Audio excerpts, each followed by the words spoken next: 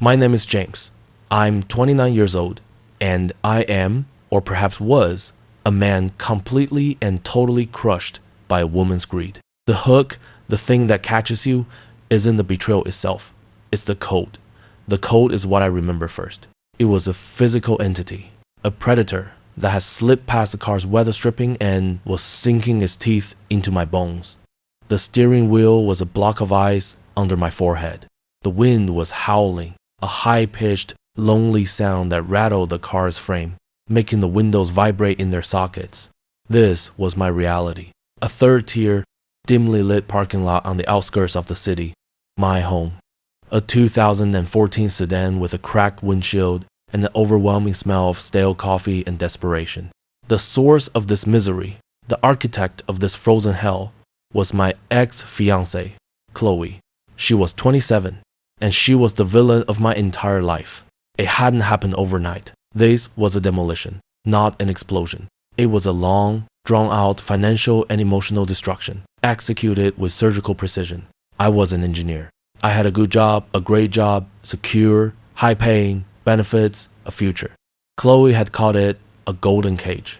She had this dream, a joint online business, a curated lifestyle brand. She would be the face, I would be I was the bank. She insisted, with that blend of breathless enthusiasm and subtle emotional blackmail, that I quit my job. We have to be all in, James, she'd argued, her eyes wide with manufactured passion. We have to burn the boats. This is for us. So I burned them. I quit. I poured my entire 401k, my savings, every penny I had, into our future. The problem was, our future was exclusively controlled by her. The business accounts, the passwords, the inventory, all of it was in her name. For simplicity, she said. I was the pack mule. I was the one coding the website at 3 a.m., the one hauling boxes to the post office, the one placating angry vendors when her mismanagement of the funds meant we were late on payments. She, meanwhile, was the face.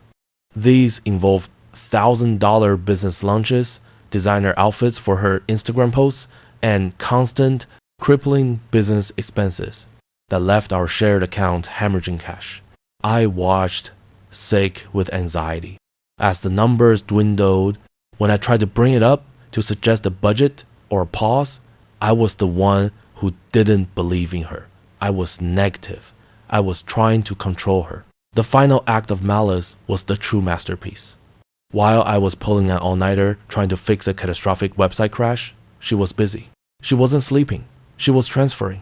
She secretly, methodically, and completely drained our final shared savings account, the last $10,000 I had to my name, into a private account I didn't even know existed. She left just enough in the joint business account to cover the red check, knowing it would bounce. Which brings me to the final humiliation. 3 days ago, the key not turning in our apartment lock, the sickening, hollow click. I stood there, confused, my laptop bag heavy on my shoulder, my body aching from lack of sleep. I called her, no answer. I texted. Finally, she appeared, not from inside the apartment, but from a ride-share that pulled up to the curb. She stepped out, pulling a large, expensive suitcase. She looked perfect. Makeup done, hair immaculate. She looked at me, stranded by our own front door, and her expression wasn't sorrow. It wasn't guilt. It was contempt. She looked at me like I was something she had scraped off her shoe. Chloe? What's going on? The key isn't working. She sighed, a sound of profound annoyance, as if my very existence was an inconvenience. You are useless, James, she said. Her voice was flat, bored. You lost everything we had. I am going back to my parents' house. Good luck with the car. She didn't shout it. She stated it. It was a fact, like telling me the sky was blue. She turned, loaded her suitcase into the trunk of the waiting car, and got in the backseat. She didn't look back. Not once. I stood there until the red taillights vanished. I tried the key again. Nothing. The locks were changed. The eviction notice, I'd later discover, was already posted. That was 72 hours ago.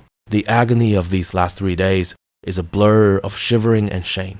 The first night, I burned through half a tank of gas just running the heater until the fuel light came on. Now, I couldn't risk it. I had 37 cents in my pocket. My phone was on 4%. Its only purpose to display the time. The hunger was a dull, constant ache. The cold was a sharp, biting pain. The shame was the worst. Hiding, sinking down in the driver's seat whenever another car pulled in. The terror of the security guard's flashlight. The humiliation of using the bathroom at the 24-hour gas station, trying to wash my face with icy water and a coarse paper towel, catching my reflection in the mirror.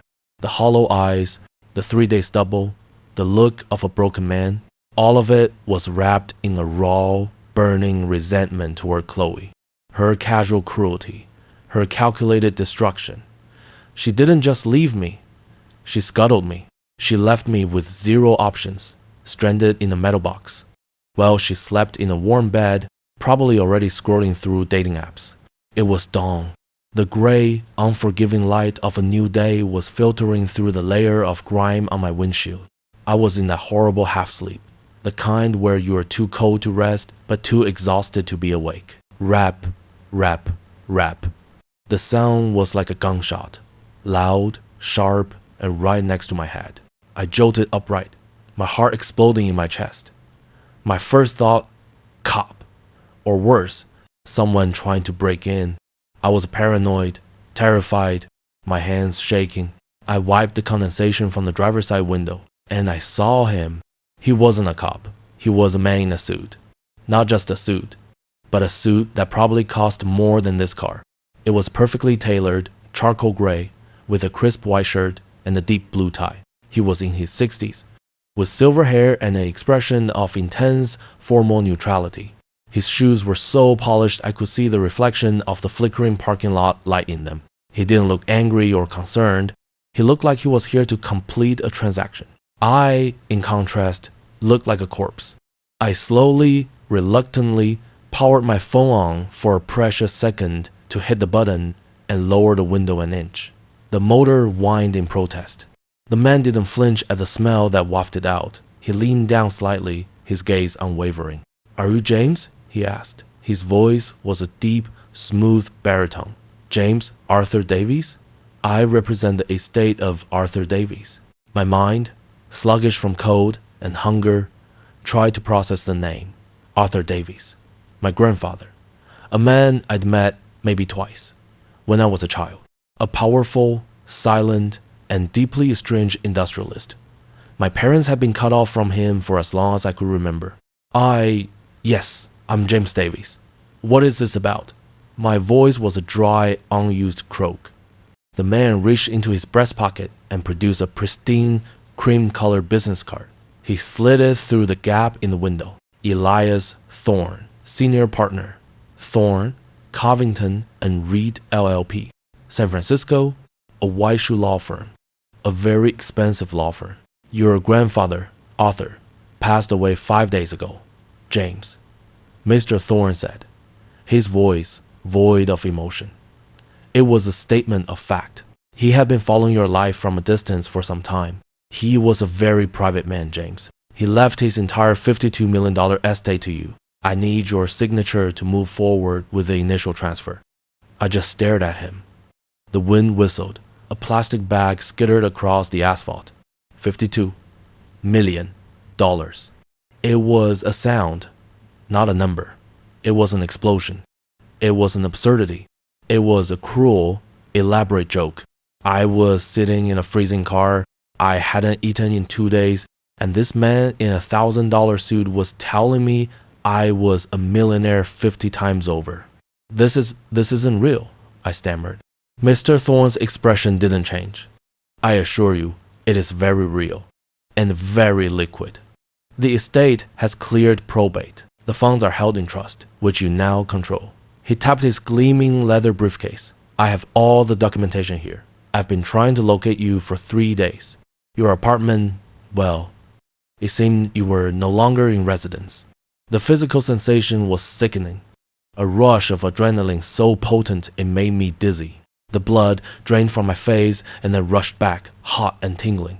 The hunger, the cold, the fear, it all evaporated, replaced by a terrifying, hysterical pressure building in my chest. I started to laugh. It was a horrible, choked sound. $52 million. Mr. Thorne waited patiently for my hysteria to subside. I need your signature, Mr. Davies, he repeated. We have much to do. In that 1 second, as the reality of the number began to solidify, as I understood this wasn't a dream, my focus sharpened. The world snapped into brilliant, high-definition focus. I was free. I was impossibly, absurdly, powerfully free. And in that moment of absolute freedom, my mind didn't go to a new house, or a fast car, or a trip around the world. My focus sharpened to one thing, one person, Chloe. The revenge wouldn't just be possible. It would be calculated. It would be precise. It would be total. Mr. Thorne was the picture of efficiency. He drove me, in my filthy, 3-day-old clothes, in his black Mercedes S-Class, not to his office, but to a private banking branch that opened just for us. Within an hour, I had signed papers that made my hand cramp. A provisional bank account was opened, and then the lawyer did something that truly anchored the new reality. He slid a heavy black metal debit card across the polished wooden table. I have taken the liberty of depositing a 6-figure cash advance into this account, he said smoothly. The full transfer of the trust's liquid assets will take 24 hours. This should suffice for your immediate needs. Immediate needs. He dropped me at the entrance of the most expensive hotel in the city. The 5-star one. The one Chloe and I used to walk past. The one she pressed her hand against the glass window of the designer boutique in the lobby, sighing about one day. I walked in. The concierge looked at me with thinly veiled disgust. I walked up to the desk, swiped the black card, and booked the penthouse suite. For a week. The look on his face when the card was approved was the first small taste of satisfaction. The suite was bigger than my old apartment. It had a view of the entire city. But the first act of power, the first real luxury, wasn't the view. It wasn't the king-size bed. It was the shower. I stood under the scalding hot water for 30 minutes. I watched the dirt and the grime and the 3 days of humiliation spiral down the marble drain. I washed off the smell of the car, the scent of fear and failure. And as the water washed me clean, the plan began to form. I stepped out, wrapped myself in a robe so thick it felt like armor, and ordered $3,000 worth of room service. Then I sat on the bed, looking out over the city that had, just hours ago, seemed intent on crushing me. And I began to strategize. The revenge had to be public. She had humiliated me privately. I would annihilate her publicly. It had to be targeted at the one thing she understood, the one thing she worshipped, her greed. She wouldn't believe it. If I called her and told her, she'd laugh. She'd think it was a pathetic, desperate lie. I had to show her. I had to let her get close enough to smell the money. I had to make her believe she could get her hands on it. I had to make her beg. First, I needed information. Mr. Thorne, ever resourceful, had a name. A discreet private investigator. The best. I hired him that afternoon. I wanted to know everything. Where she was. Who she was with. What she was saying. The report came back in less than 24 hours. It was delivered to my suite on the flash drive. Chloe, true to form, had landed on her feet. She was living with a new, wealthy, or at least acting wealthy boyfriend named Brandon, a tech bro type, insecure, flashy, and, according to the private investigator, obsessed with his social media image. And so was Chloe. Her Instagram, which had been private, was now public. A non-stop stream of pictures. Chloe drinking champagne on a boat, a rented boat, the private investigator noted. Chloe posing against a leased sports car. Chloe at expensive restaurants. And the captions. Finally, living my best life. Never settle for less than you're worth. Upgrading. The private investigator had also included audio logs from a source close to her new circle. It was Chloe, at a party, laughing. I heard my name. God, James? No, he was total deadweight. He lost everything. I had to carry him for years. I finally just cut him loose. He's probably living in that piece of junk car, if he hasn't sold it for scrap. Her friends laughed. My blood didn't boil. It turned to ice. The plan was no longer just a strategy. It was a necessity. I went out, not in the hotel car. I walked to a simple convenience store several blocks away. I paid cash for a new, untraceable burner phone. I sat on a park bench. The new, unimaginable wealth, a heavy, secret weight in my pocket. I powered on the phone. I entered her number. My fingers typed the message. I read it, deleted it, and typed it again. It had to be perfect, ambiguous, humble, but successful. The bait, the business finally paid off. I'm back on my feet. I hit send. Then I turned the phone off and went to buy a suit. Not a suit, an arsenal. The next day, I checked the burner phone. She had responded, not just once, 5 times. James, what do you mean? What business? Are you okay? James, call me. The shift from wary to curious to faked concern. She was hooked. I let her wait for 6 hours. Then I texted back. I'm better than okay. I'm celebrating. You should come. Tonight, 8 p.m. I gave her the address. It wasn't a restaurant. It was the Summit Club, a spectacularly expensive, exclusive private club downtown. It was old money with a 100-year-old membership list. It was a place you couldn't just walk into. It was a place Chloe could only dream of getting into. A place Brandon, with his leased sports car and new money flash, would be rejected from at the door. She texted back almost immediately. I can't get in there. I replied, I'm a member. Tell the front desk you are meeting James Davies. The hook was set. Now, to prepare the stage, my appearance had to be a weapon. I wasn't the guy from the car. I was James Arthur Davies. I spent the last 48 hours being tailored, a bespoke suit in the shade of blue so dark it was almost black. A simple, elegant white shirt, no tie. And on my wrist, a Patek Philippe Calatrava. It had been my grandfather's. Mr. Thorne had delivered it from the estate's vault. It was quiet, it was heavy, and it screamed a level of wealth Chloe didn't even know existed. I arrived at 7:30 p.m. The maitre d' didn't ask my name. He saw me, and his posture straightened. Mr. Davies, good evening. Your table is ready. I took a small table in the lounge, one with a clear view of the entrance but shielded by a large marble pillar. I ordered a glass of scotch that cost more than my old car's monthly payment, and I waited. At 8:15, she arrived, and she wasn't alone.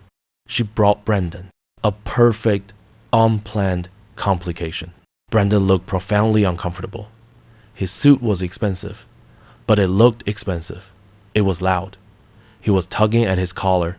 Chloe, in contrast, was vibrating with excitement, her eyes darting around the room, trying to drink in the opulence. They were seated at a table in the center of the room, completely exposed. I waited. I let them order. I let them settle.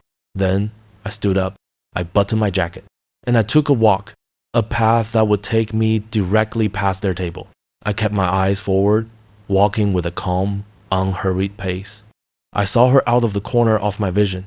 She was talking to Brandon, her hands gesturing wildly. Then she stopped. Her fork clattered onto her plate. I walked right past. I didn't look at her. I didn't slow down. I felt her eyes burn into my back. I heard her say, "Oh my God, Brandon, I have to use the restroom. I'll be right back." She was fabricating an emergency. She was getting away from him. She was following me. I didn't go to the restroom. I went to a quiet, wood-paneled hallway that led to the private dining rooms. I stopped, turned, and waited. A moment later, she rounded the corner, her heels clicking frantically on the marble floor. She saw me and stopped, breathing hard. She cornered me.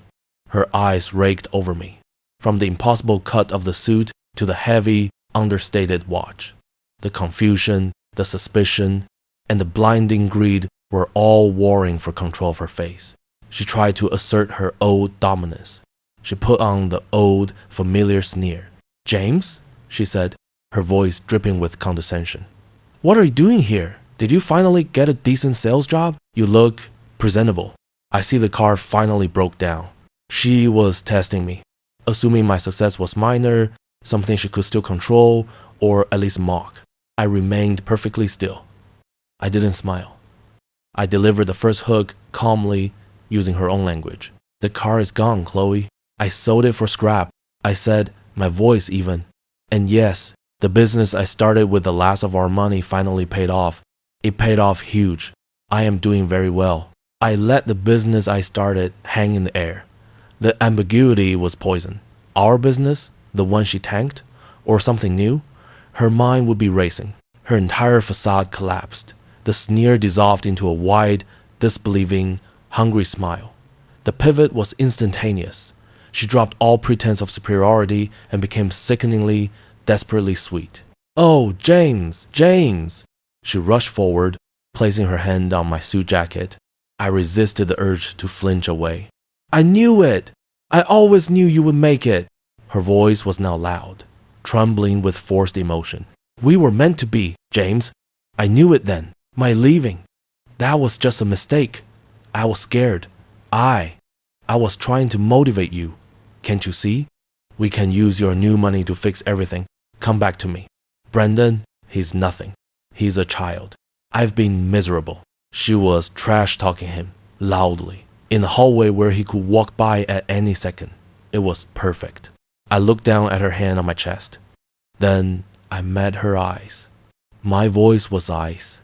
I am not interested in fixing anything, Chloe. I gently, deliberately removed her hand from my jacket. And you are right about the money. It paid off, I said. I let a small, cold smile touch my lips. My grandfather left me $52 million.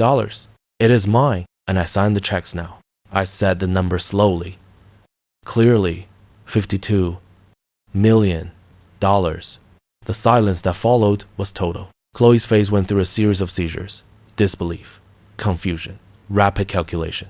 And then, a shade of rage, so pure, so animalistic, it was terrifying. Her face contorted.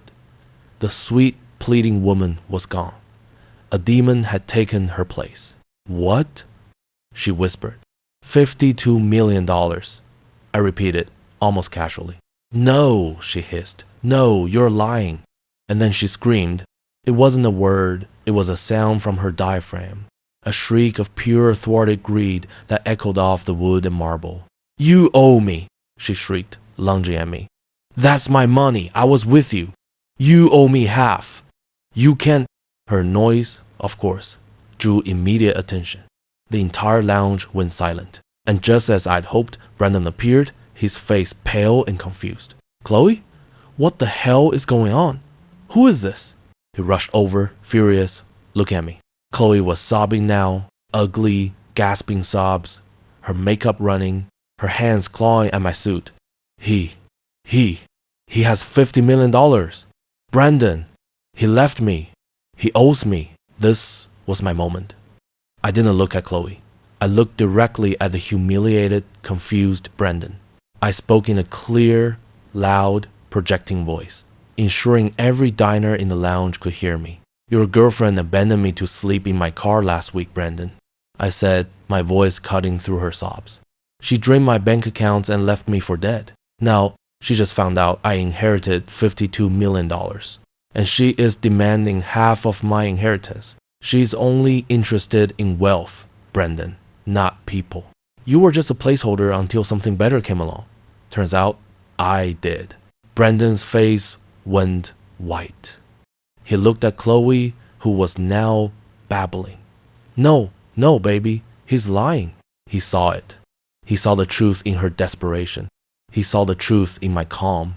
He saw the dozens of shocked, pitying, and scornful faces of the city's elite staring at them. He was humiliated.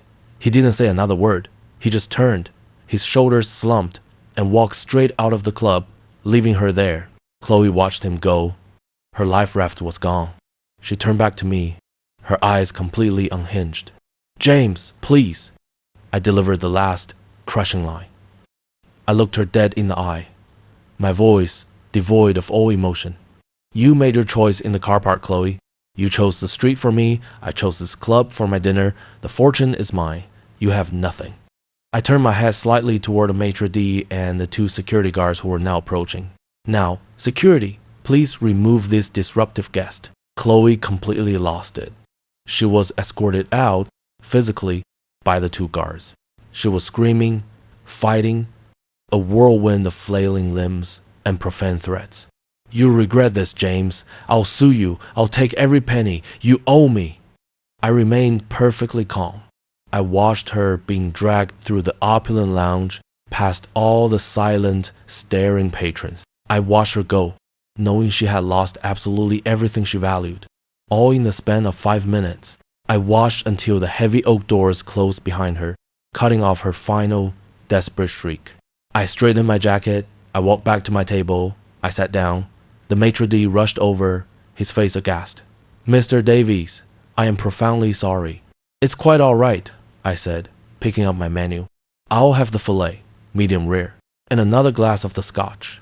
Her downfall was total and permanent.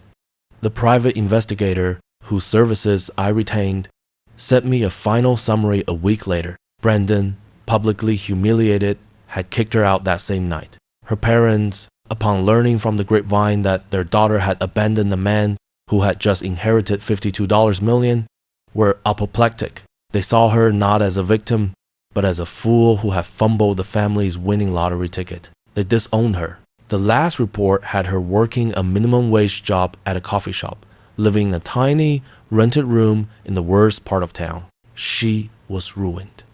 A constant, living reminder of the day she chose a packed suitcase over a fortune. I never spoke to her again. My victory was profound. The satisfaction was deeper than I could have imagined. Chloe wanted me to suffer the cold, lonely misery of that car. But that car wasn't my end. It was my chrysalis. It was the place I was found. Her cruelty, her greed, her final act of contempt, it was the necessary step for my ultimate triumph. The revenge was sweet. It was devastating. And it was the greatest, purest act of justice I could have ever hoped for.